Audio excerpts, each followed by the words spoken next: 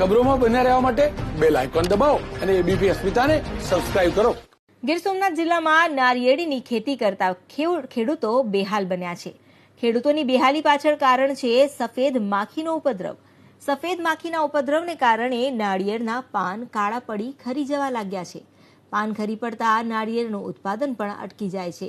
ગીર સોમનાથ જિલ્લામાં માંગરોળથી ઉના સુધી અંદાજે 10,000 હેક્ટરમાં નારિયેળનું વાવેતર છે।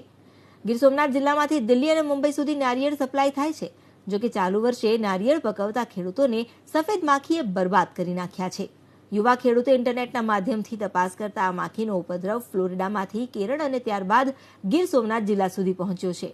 સામાન્ય રીતે મહા મહેનતે તૈયાર કરેલ એક નારિયેળનું ઝાડ ખેડૂતને 25 થી 30 વર્ષ સુધી આવક રડી આપે છે, પરંતુ સફેદ માખીના ઉપદ્રવને કારણે નારિયેળનું ઝાડ માત્ર 6 મહિનામાં નષ્ટ થઈ જાય છે।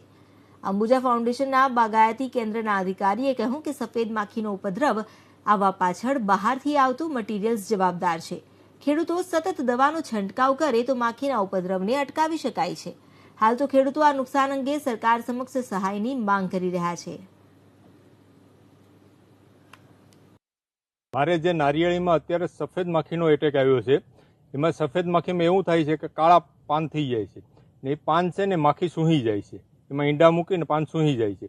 એટલે અત્યારે જે પહેલાં હતું એના કરતાં 50% ફ્લાવરિંગ ઘટી ગયું, બરોબર। મારે 500 નારિયેળી છે, પણ એ નારિયેળીમાં જે ફાલ 6 મહિના પહેલાં આવતો અત્યારે બધો પૂરો થઈ ગયો। મારે 200 નારિયેળી છે અને પહેલા ઉત્પાદન સારું એવું હતું, પણ અત્યારે આ સફેદ માખીને લીધે 50 થી 70% જેટલું નુકસાન છે।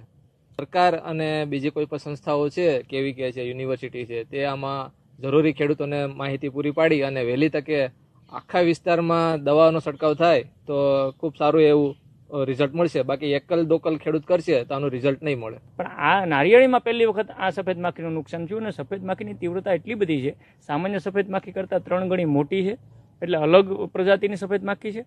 અને જે દક્ષિણના રાજ્યોમાંથી ખાસ કરીને એના નાના નાના આપણે છોડ લઈ આવતા, એમાં વધારે આનું નુકસાન થવાની શક્યતાઓ છે।